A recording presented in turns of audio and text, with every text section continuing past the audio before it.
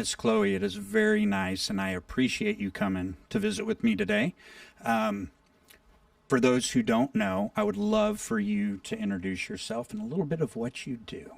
Okay. Well, thank you for having me, Yes. Mike. It's great to be here. This is the first time I've ever done a podcast. Really? So I'm really First excited. ever? First ever podcast. Okay. Well, at least it's in a place like this. It's beautiful. Now you're going to be spoiled.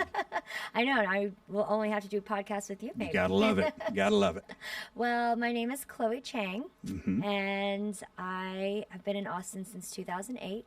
I got my real estate license when I was 20 in 2009. You're an OG now, I feel officially, right? Yeah. How long is it before you get that title? You As know, an OG realtor. yeah. How long do you think that What is? is the stats that like 80% of realtors leave the business after 3 years? Yeah, I guess that's right. I don't know, some crazy statistic like that. Yeah. So I think if you can make it in real estate after 5 years and you're doing it full time, I think you Yeah. can say you've made it. Yeah. Full-time realtor, 5 years in the business.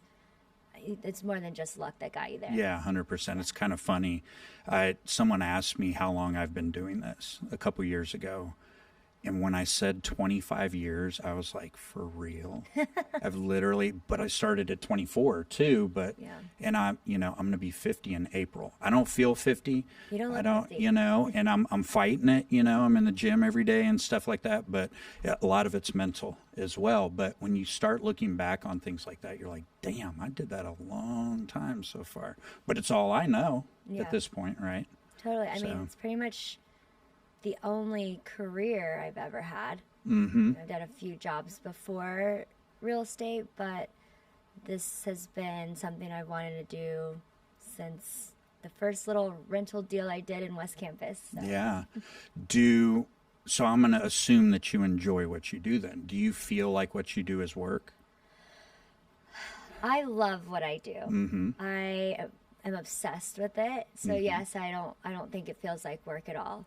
There are certainly days that are harder than others, but I never wake up and be like, man, I wish I was doing something else. Mm-hmm. In fact, I just kind of keep adding more to my plate, and everything that I do has always centered around my career. Mm-hmm. Even if I joined Collective, it's like, okay, how can I help people at Collective, whether it's with real estate or remodeling or just anything, even with real estate investments and financials. I feel like that my skill set is helpful to others, and it doesn't always have to be based on a commission, right? Yeah. And so I really just am very passionate about education and helping people grow their wealth through real estate. Yeah, no, that makes total sense. And it's kind of funny that real estate is a passion and emotional business from a buyer and seller side.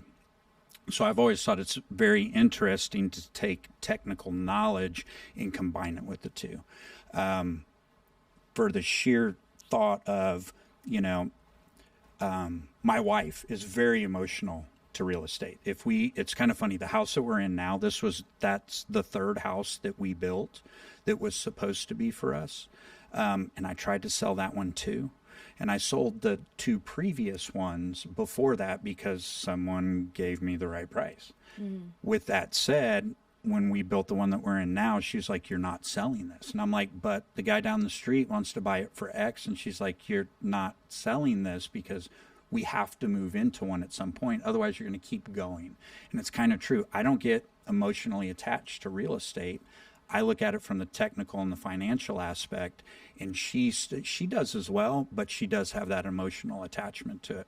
So it's kind of funny working with individuals a lot of times that lean more emotional versus technical, and with that, I have found that you have to wear many hats. And even in construction, I've also often said that I'm not a marriage counselor. So do you find in your profession that you have to find other little hats to wear as well, like a marriage counselor or something like that?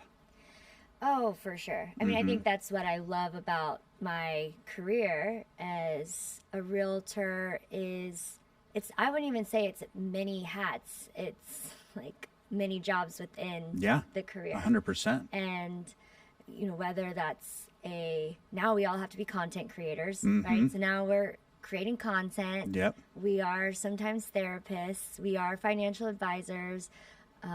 Sometimes we're a shoulder to cry on. We're friends. So yeah, we definitely, and then if you run a team or you have an assistant, you're also a manager. So if you liken it to a startup business or, a corporation, you are, sometimes HR, you are recruiting, you are, writing business plans and going through goals with not just yourself, but your employees and your clients. So, and that's just, I think, a few of the things. But for someone like me, who has a bit of ADD and gets bored easily, Yeah. I think real estate is perfect for someone who can multitask and doesn't get overwhelmed or stressed by little things.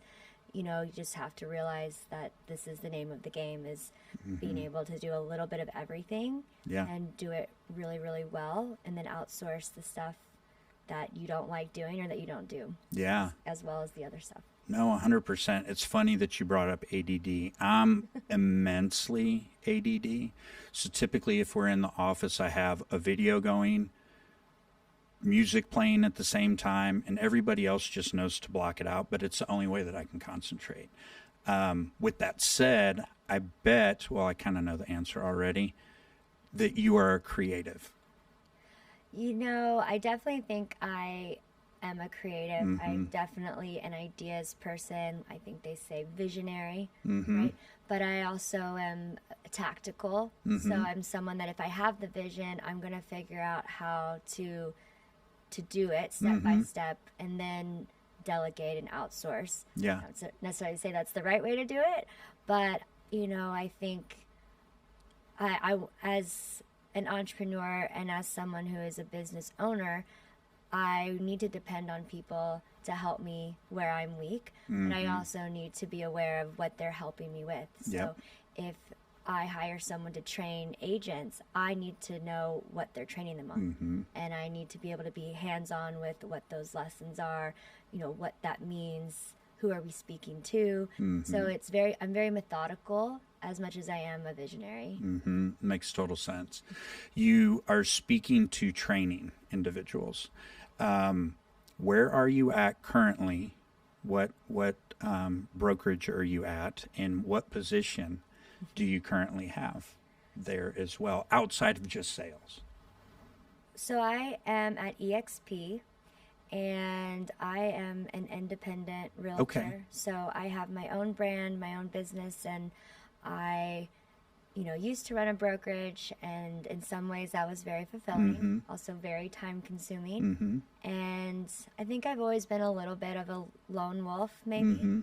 And as much as I love collaboration, I think I am a bit particular with who I collaborate with. Yeah. And, for me, it's great that I can hire the people that I need on my terms. And, I've learned I don't like managing people. Yeah. I really don't. Yeah. No, it's you become an overglorified babysitter at times. Have you noticed that? I know, at least in the building industry, people go, "Oh, it's great, you build, you do." I'm an overglorified babysitter. Well, I think maybe another term to use would be project manager. Project manager. Okay. Because Yeah. But I also can understand the babysitter or like a parent perspective, because when you are helping other people, whether that's mostly mentorship or managing, it's not just the project, it's the personality. Yep. And there's some people that are meant to succeed in this industry, and there's some people that need to have realistic expectations that maybe this isn't, that your goals of what you're going to produce and what you're going to achieve might take a little bit longer. Yeah. Or you're going to need a little bit more help. Yep. And I'm built a certain way. You'll see other realtors that are just they were born with a certain tenacity and grit that you're going to figure it out. And some people just kind of wait for things to happen to them. Give me that lead. Now what do I do? Yep. They just look at certain successful agents and think maybe they fell into it or they got lucky.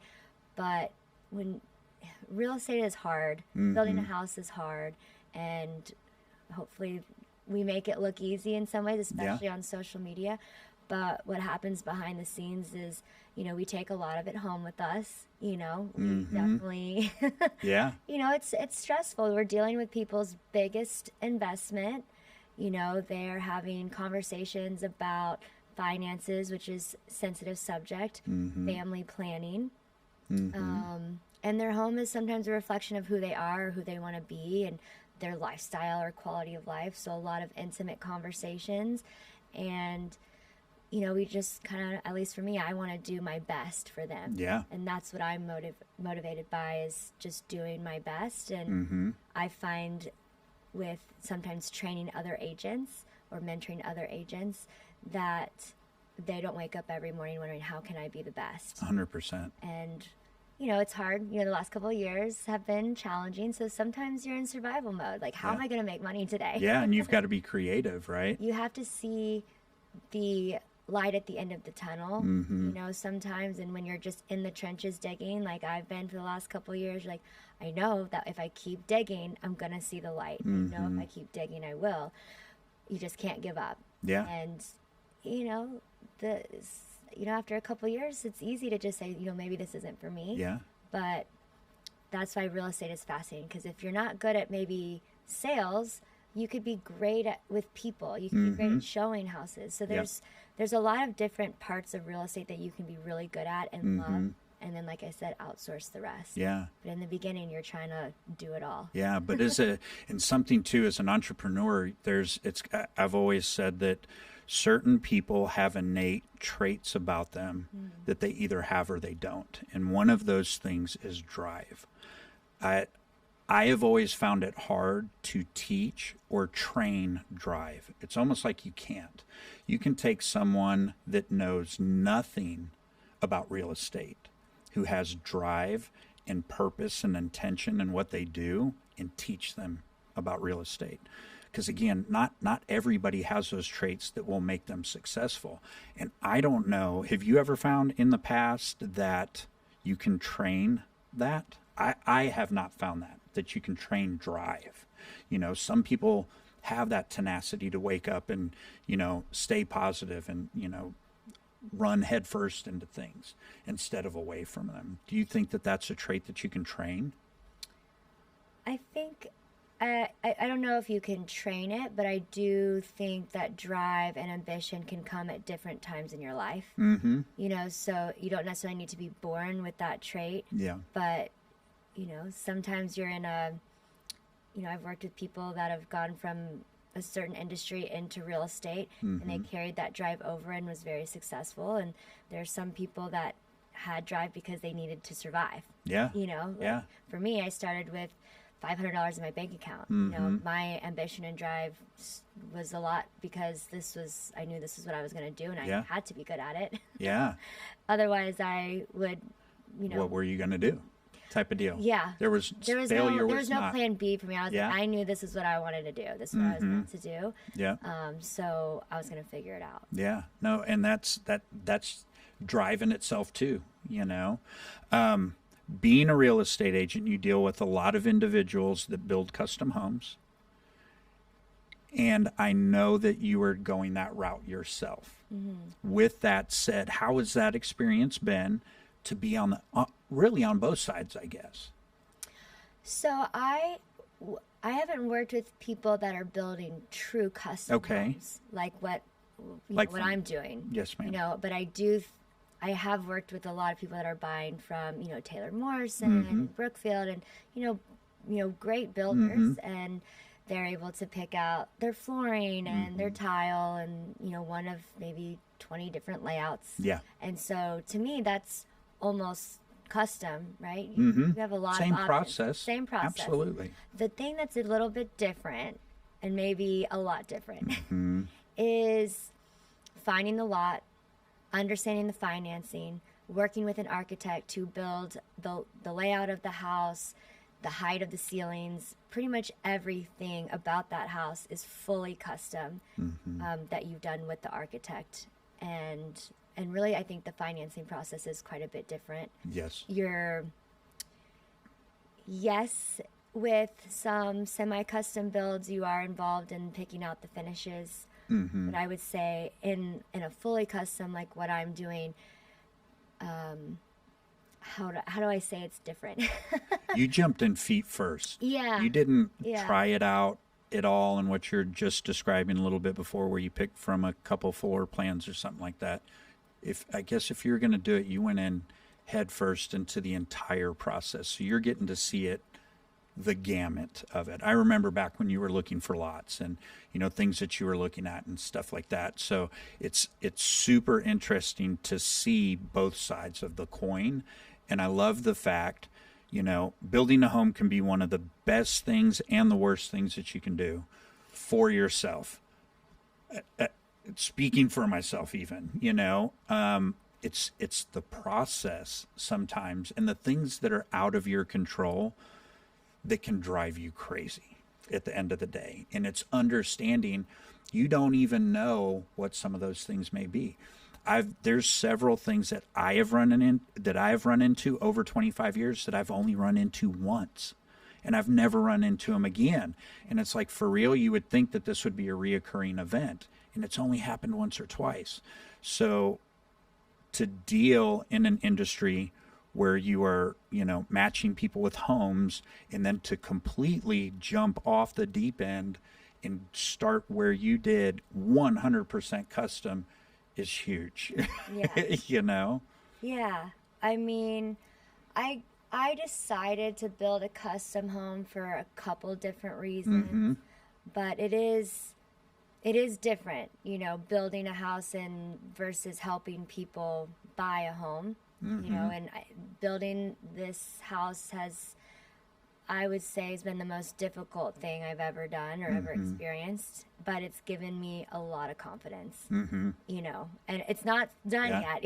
Yeah. There's sometimes I feel like I'm going to drive on my driveway and be like, Yeah. this driveway You can cuss. It's is okay. Yeah, this 'cause fucking driveway I'm horrible about it. is $11,000 Yeah. for, you know, 4 strips of concrete. And every time I drive on that driveway, it's not going to bring me joy. No. I'm not joyful about Yeah. driving. If I see a crack on that driveway, I'm gonna be mad. Yeah. I get nervous sometimes, and I can understand why you might build something and want to live in it or Yeah. want to sell it.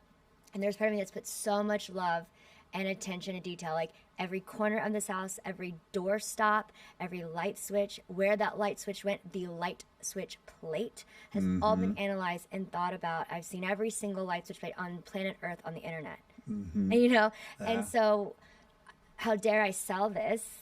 They have no idea the love and attention that went into this. And then the other part of me is, I know exactly how much time that light switch took to find. And if it doesn't look good or whatever, I'm going to be mad. You know? So I don't know how I'm going to feel when I get into the home.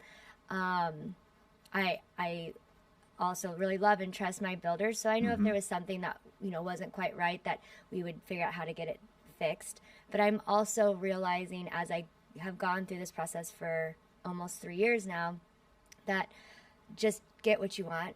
And that's what I went into it. I said, if this is not a fuck yes, then I'm not going to do it. You know, 100%. if you know, yes, the marble fireplace was not in my scope. Yeah.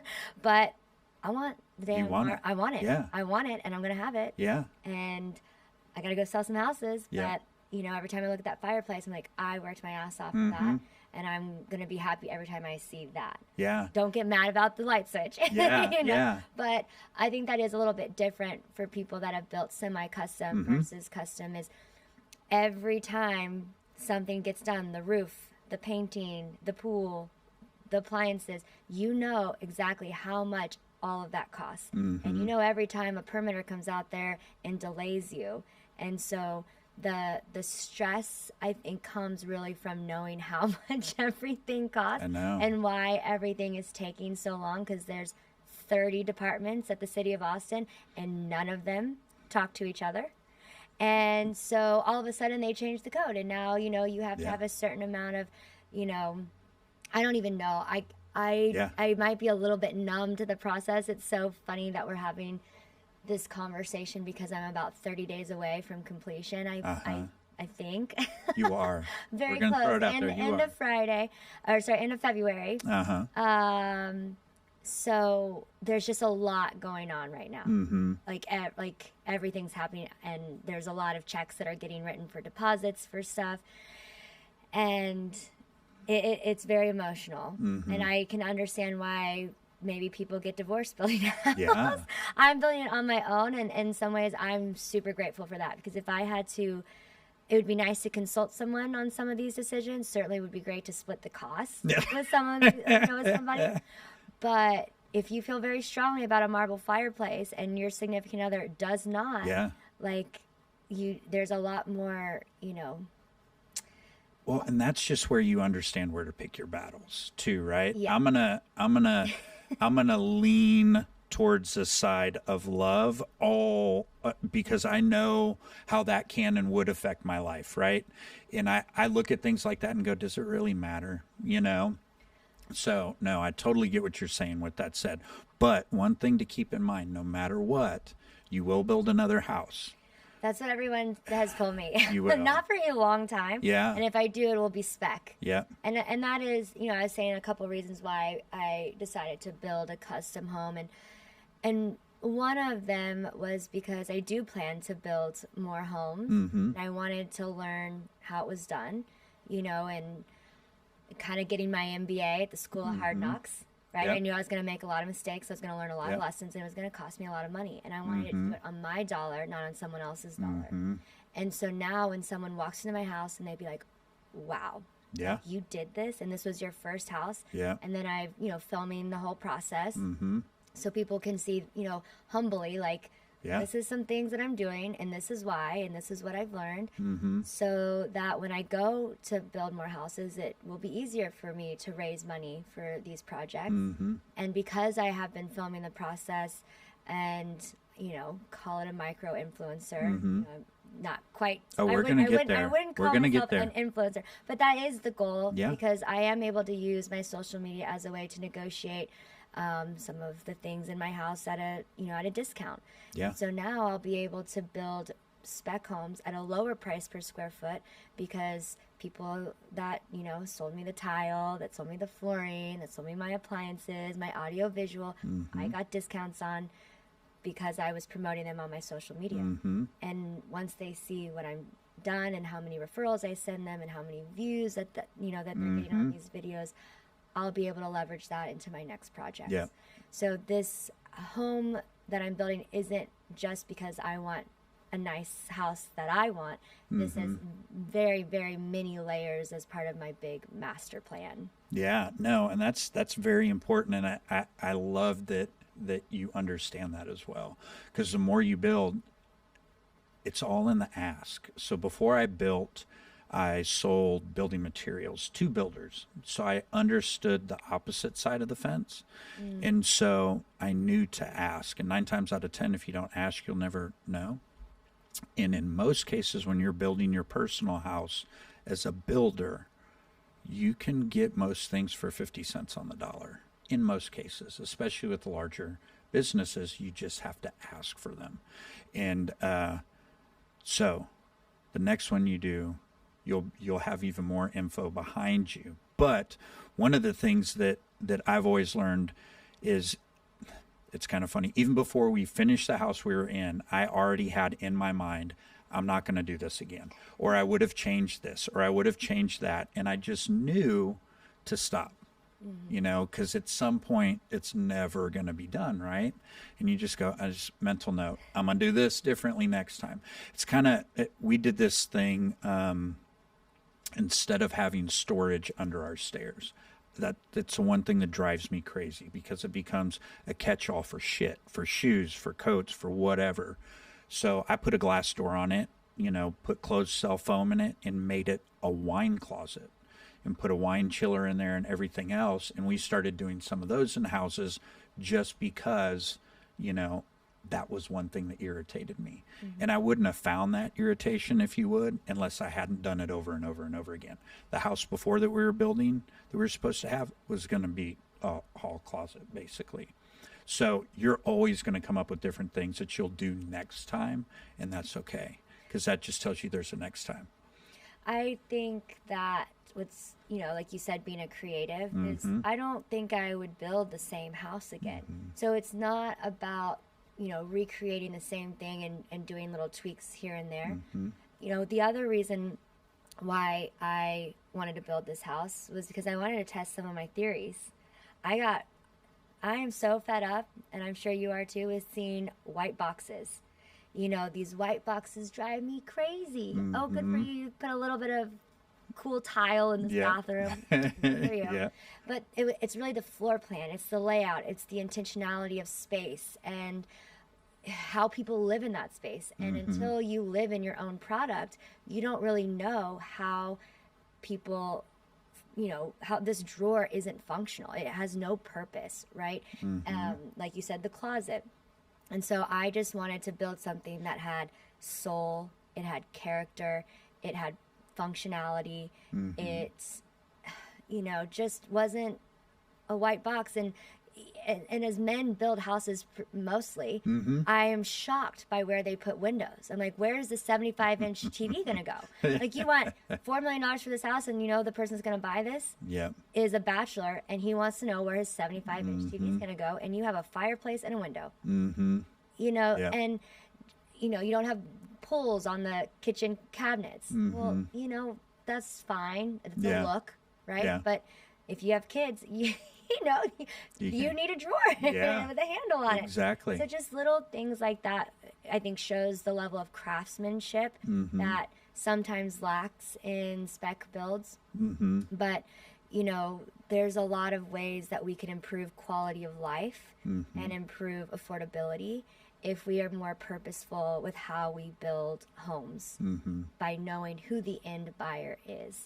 And I wanted texture, and I wanted, I keep saying soul, but it really is like you walk into a home and you feel like, okay, somebody came in here and put love into their decisions. It wasn't just what's the cheapest material. And it's okay, because some material can be inexpensive because it might not really matter that much, right?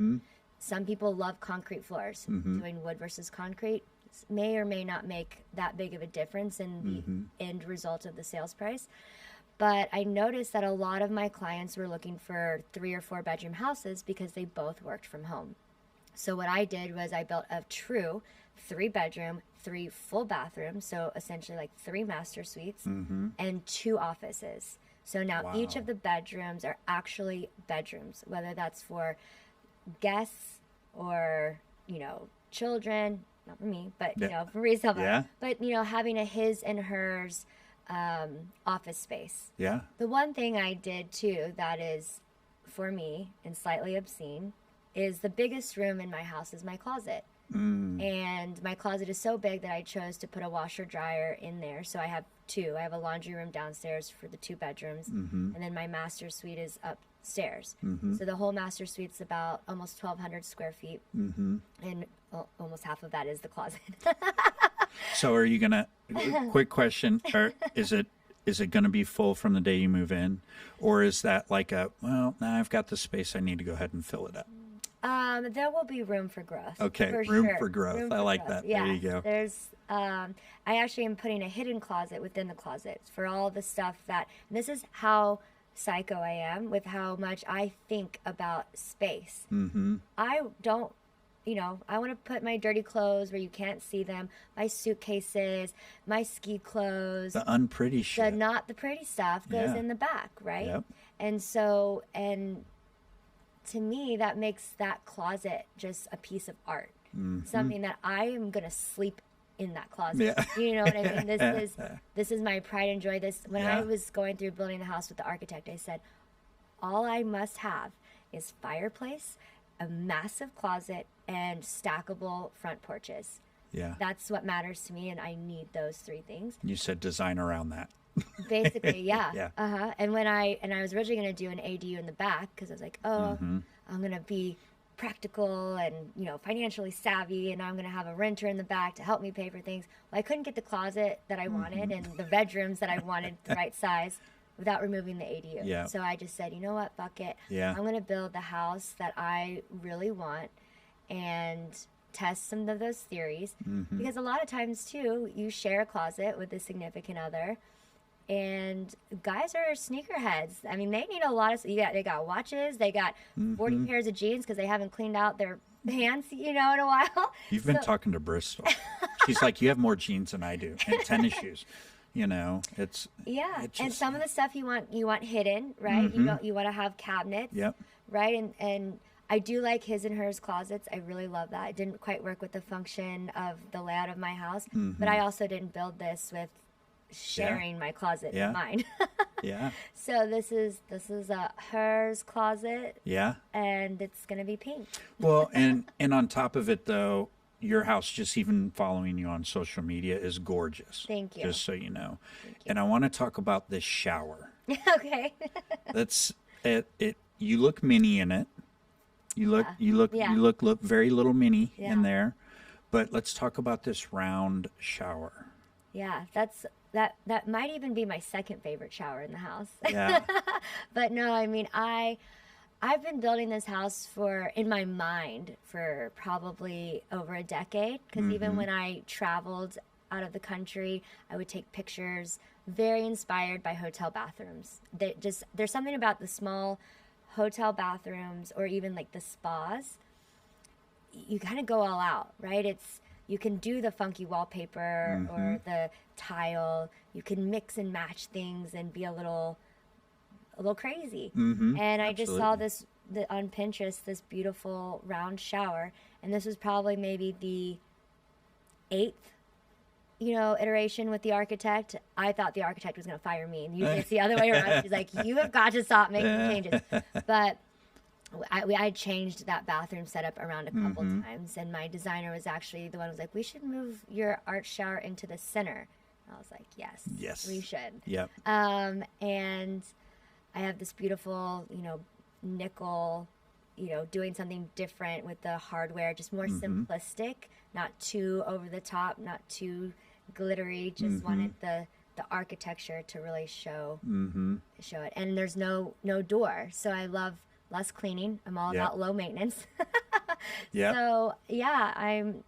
There are different types of showers that maybe, like you said, in the future I would build, like a steam shower, or 2 heads, or something that fits more people. People love these big showers with the tubs, and they're like, look at all these people you can fit in there. I'm like, this shower is for me.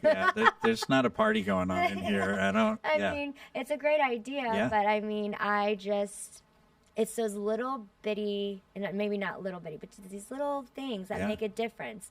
And when you're looking at houses to buy, like that house with the arched shower. 100%. 100%. I'm looking forward to seeing final pictures of this thing. Yeah. Because I know that this is something that you've been working on for quite a while, and I've been stalking a little bit in the background, watching the entire process, and it seems like you've taken it all in stride. And it is something I think that's important, to your point, to understand, especially when you're dealing with clients. You can relate on many different levels at this point, and I think that that's important, but that's what makes you kind of one of the OGs now. You know what I mean? Yeah, totally. I mean, I kind of mentioned I wanted to build this house as a way to make the mistakes with my own money, so that when I go and build, I can raise money, and I have the influence to get things done cheaper, right? And I hate using the word cheaper, but less expensively. Yeah. But, I also went into this really because I love real estate, and I wanted to hone my craft even more. And I've learned a lot. I mean, every single day, I'm just like, wow, that was a great lesson. Yeah. I've learned a lot of patience. I've learned a lot of resilience, and gotten a lot of confidence. And I think, I can even tell that I'm having different levels of conversations with people than I have before I built the house.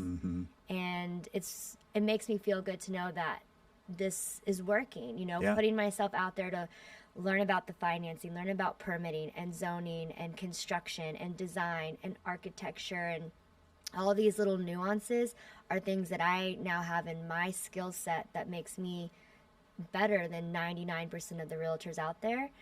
And I can just help my clients that much more. And so when they come to me and say, do you have a vendor for painting, or how much do you think it would be to add a master bathroom? I can answer those questions. Yep. And I can actually answer them very honestly. Yeah, very honestly. It's not, based on, you don't have to do the nicest, most luxurious bathroom, but, even just the most basic, adding a shower, well, you got to pay to rip it out. You got to pay for a dumpster to put that in. The labor is going to cost you this, that, and the other. So I do feel like this was a good decision. And I have to remind myself of that sometimes, that I did this to better my career. Yeah. 100%, and it will. Just because of that fact, people will come to you because you have been through that process, and experience is everything at the end of the day, So how do people find you? How do you find me? How do we find you? Well, you can follow me on Instagram. Okay. It's Chloe Chiang, ATX. So Chloe Chiang, ATX is my Instagram.